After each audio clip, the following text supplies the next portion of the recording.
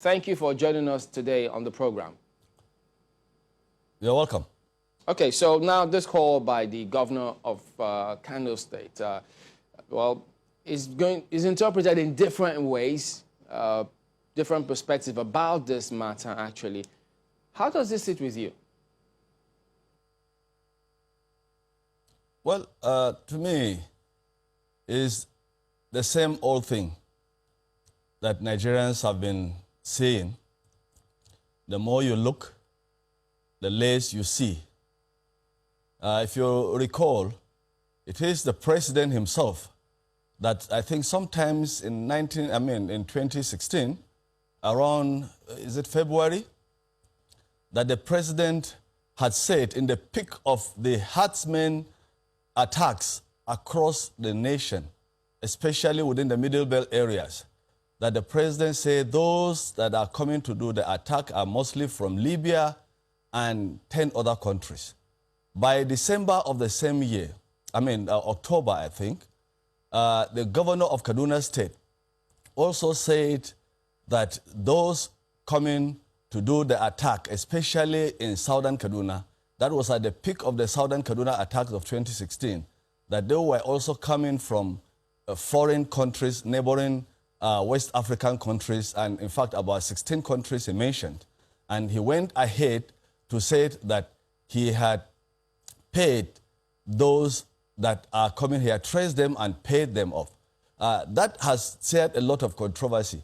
Now we're hearing another tune from the governor of Kano State that those coming into the country to kill and maim and destroy are actually herdsmen from outside the country. And he went ahead to even suggest that he is proposing to the federal government to find a way of reviewing the ECOWAS protocol that will prohibit the free incoming or inflow of these killer herdsmen. Now, the question is, going back to the president himself, when he made this statement, it was in a chat with Christina Mampo. And when he mentioned that these people coming to kill in the country, these herdsmen, that they were coming from outside the country, particularly he mentioned Libya. But what shocked me, and I believe it shocked virtually everybody, was that Christine Amampo did not ask the question, what have you done as the president of the country about foreign people that are coming into your country to kill your citizens?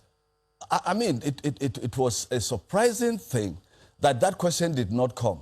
And so everybody, every Nigerian that is still seeing the level of massacre in the country today is still having that question in his mind. What is being done about these killer herdsmen that are ravaging around the country today? And so when Ganduje comes up with this statement that the killer herdsmen, he agreed in his own statement, he agreed that these killer herdsmen are heavily armed. And as they come into the country, they pass across the communities with their cattle, then they have clashes with the farmers or with communities across which they travel. And so that is why he's coming up with this statement. But to me, I think it is all part of the gimmicks. You remember last time I was here, we talked about the Ruga settlement, where the federal government was proposing to establish Uruga all over the nation. By the proposal, they were supposed to establish 6 Uruga in all the states of the federation. Which is part of why he made this recent comment. And of course, pardon? That was part of why this fresh comment was made by him, such that they can be catered for with that Ruga system. Perhaps that will feed into your response. Go ahead. Well, that's what I'm saying. That is the same thing. The governor of Kano State made this statement when he went to commission the establishment or the building of a proposed 200 units of Ruga settlements in Kano State. And he made the statement that he wants all Fulanis to gather to Kano State so that they can be housed in that Ruga. So how is it different from the proposal by the federal government that was made of establishing the Ruga settlements all over the nation? And to my mind, this is still part of an agenda in this country. From the time these killer herdsmen started coming into the country, Mr. Saki, let me ask, before you move on to your next point, they have when you say it's part of an agenda, what exactly is? Is it the call to stop the influx of herdsmen from other nationals? What exactly? No. It's part of the agenda. The agenda is that Fulani all over West African sub-region have been allowed into this country. And there are so many in the country right now in virtually every community. And so to talk about stopping them from coming in is just crying when the head is already cut off. To me, the agenda which I've been talking about is the agenda of Fulanization of the country, the recolonization of the country by an exclusive ethnic group, the Fulanis. And so if the Fulanis are already in the country, nobody is talking about what will happen to those that have already come into the country in their hundreds of thousands. We have hundreds of thousands of them already in the country, and they have continued to kill, and they have continued to invade communities all over Nigeria. In fact, most of those communities that have been invaded have been taken over by these Fulanis. Right now, as I'm talking, in my own part of the state, that is Southern Kaduna State, I can name several communities, like the Atikar Chiefdom, Zangan District. About 11 communities have been displaced from 2013 up till now. Those people in that place are staying in IDPs outside their own homes, their ancestral homes. And no effort whatsoever has been done by the government to return those people back to their homes. They cannot get to their farms. They cannot get back. Just to get clarification. If you look at what is going on, it is ditto for several other communities just to get clarification. In Benue and all over the Middle Belt. Right. Just to get clarification, when you say that it's Fulani herdsmen that carry out these attacks, are you also saying that they are the ones, the Fulani herdsmen are the ones coming from outside of a country? And also, when you say that this is a part of a gimmick, I wonder, what do you expect the governor to say, for example? Because if he says that they need to stop the influx of Fulani herdsmen, what more do you want? But I'd like you to start from, the part of the attacks. Are you also alluding to the fact that these Fulani herdsmen that are attacking these communities, as you've said, are coming from outside of the country? Well, there is no doubt about the fact that Fulanis that have been killing are coming from outside the country. But it is also a fact that those that come outside the country collude with elements of the Fulanis that are inside the country to perpetrate these atrocities, the massacres that you see around the country. And it is also a fact that they have their sponsors inside the country, highly placed people that are sponsoring these activities of the herdsmen that come from outside and the ones that and when they come into the country, they now find those ones that are inside, they collude together and they are sponsored to carry out these atrocities that we see in the country. Let me give you an example here. You see, I would talk from my own part of the state.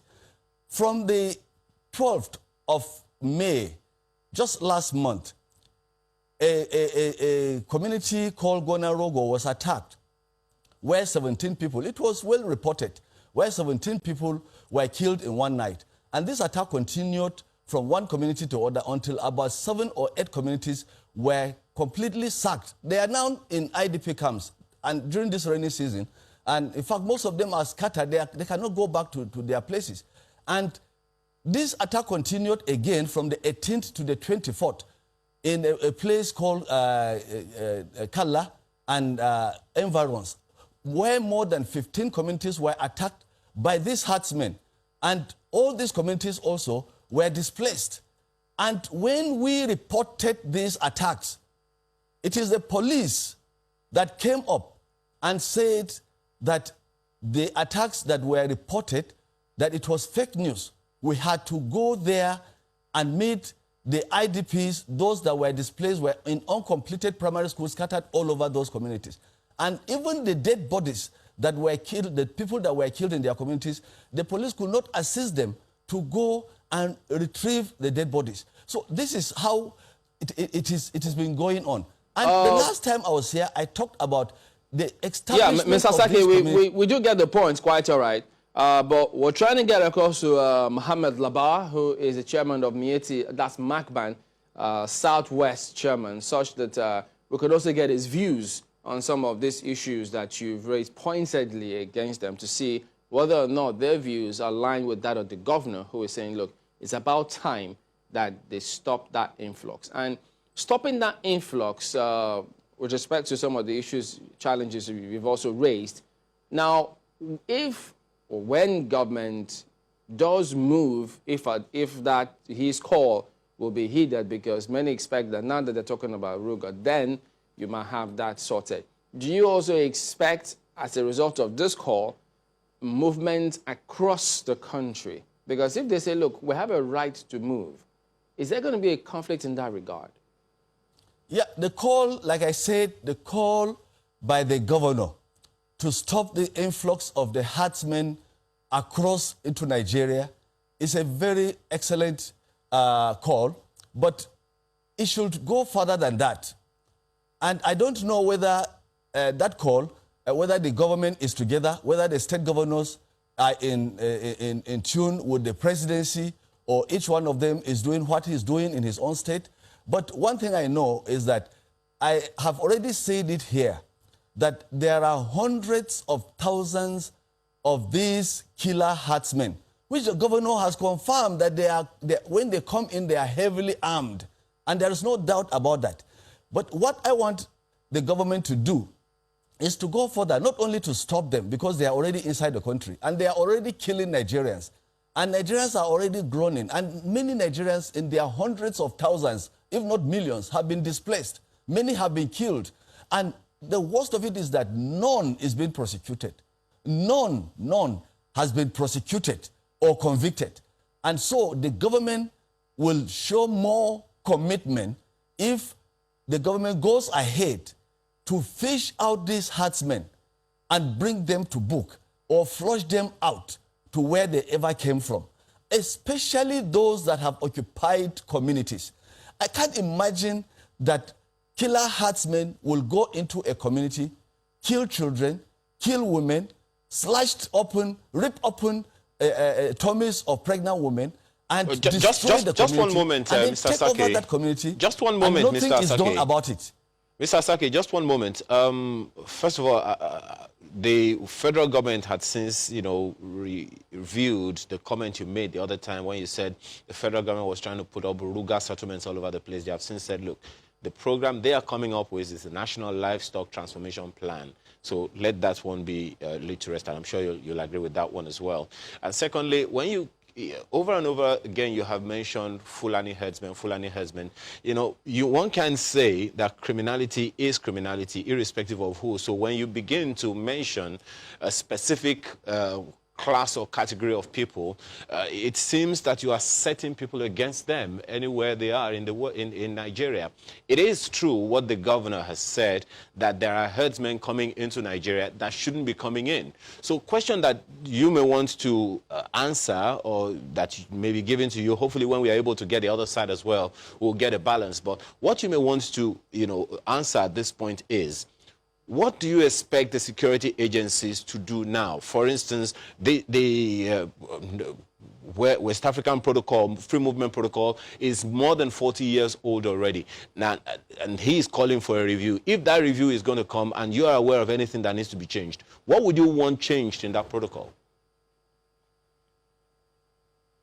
Let me just start it here, that truly, if you have not heard that Nigerians are becoming more frustrated with what is going on. When I mention here Fulani herdsmen, I'm not the only one mentioning Fulani herdsmen. And I have all the reasons to mention Fulani herdsmen.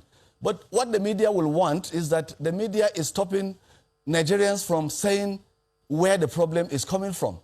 if it is coming from a particular ethnic group, we call them by their name. You cannot call a spade So, by any other name. Mr. Sake, just one moment.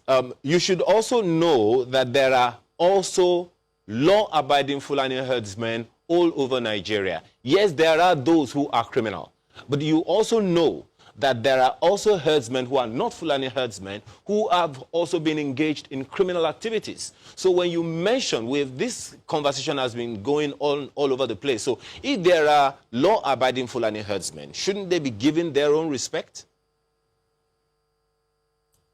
Well, have you seen any Yoruba people going around the country and everybody is complaining, killing people?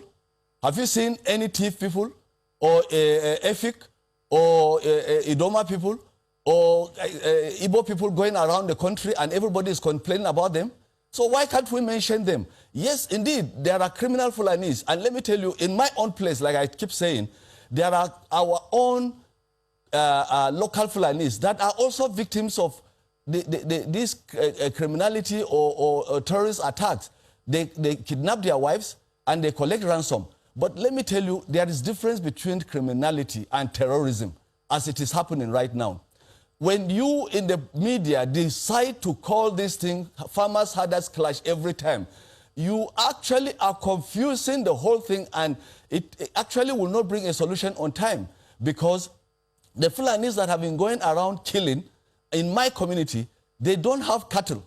They don't rear cattle at the time they go to attack. They go to attack in the night, in the hours that everybody is sleeping. And when they go to attack, it's not criminality. It's not like the banditry that we are talking about. Banditry is to go and steal, you know, and also cattle and so on. And you can kill because you want to steal. All right, then. So but we don't steal anything. We do appreciate to kill and to maim and to destroy and to displace and take over the community. All right, Mr. Sake, we need to go at this point in time, but we do appreciate your thoughts and your time. But just to also clear the air that when you say the media, well, we invited you in the first place to air your views, and that's a mark of respect to your views and what you stand for. We also did invite Alhaji Muhammad Labar, who is the chairman of MACBAN Southwest. He did agree to be on the program today, but we don't know why he didn't make it. So we respect people's views. So when you say the media, it may send the wrong signal. We ensure that we utmost respect to everyone, and of course with the law, we stick to all of those. So thank you very much indeed for your time this morning. We do appreciate that. So we're back in a moment. Join us again.